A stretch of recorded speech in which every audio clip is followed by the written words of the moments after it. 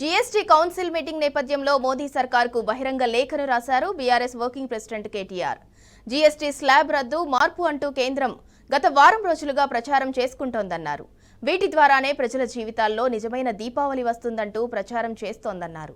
గత పుష్కర కాలంగా పెంచిన పెట్రోల్, డీజిల్, ఎల్పీజీ రేట్ల రూపంలో ప్రజల నుంచి లక్షల కోట్ల రూపాయలు దోచుకున్నారని మండిపడ్డారు. ఒకవైపు ప్రతి నెల వేలాది రూపాయలు పెట్రోల్, ఎల్పీజీ, డీజిల్ రూపంలో భారం మోపుతూ జీఎస్టీ స్లాబ్ మార్పు వల్ల కేవలం 10 రూపాయల భారం తగ్గిస్తామంటూ ప్రచారం చేసుకుంటున్నారని దుయ్యబట్టారు. ధరల తగ్గింపుపైన చిత్తశుద్ధి ఉంటే దానికి ప్రాథమిక కారణమైన పెట్రోల్ ధరలను తగ్గించాలని డిమాండ్ చేశారు కేటీఆర్.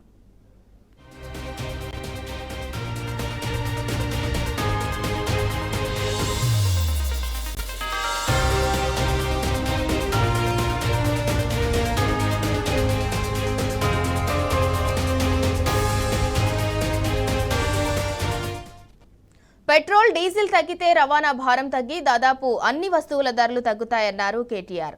పెట్రోల్, డీజిల్, ఎల్పీజీ పైన పన్నులు తగ్గించి సెస్సులను పూర్తిగా ఎత్తివేసి చిత్తశుద్ధిని నిరూపించుకోవాలని కేంద్రానికి సవాల్ విసిరారు. లేకుంటే మోదీ ప్రభుత్వ మాటలు మరొక జుమ్లాలాగా మిగిలిపోతాయని స్పష్టం చేశారు. చేనేతపై జీఎస్టీని పూర్తిగా రద్దు చేయాలని డిమాండ్ చేశారు. అన్ని జీవిత బీమా, ఆరోగ్య బీమా పాలసీలపై జీఎస్టీని పూర్తిగా రద్దు చేయాలని తేల్చి చెప్పారు. విద్యకు సంబంధించిన ఫీజులపై విధించే జీఎస్టీని పూర్తిగా తొలగించాలన్నారు.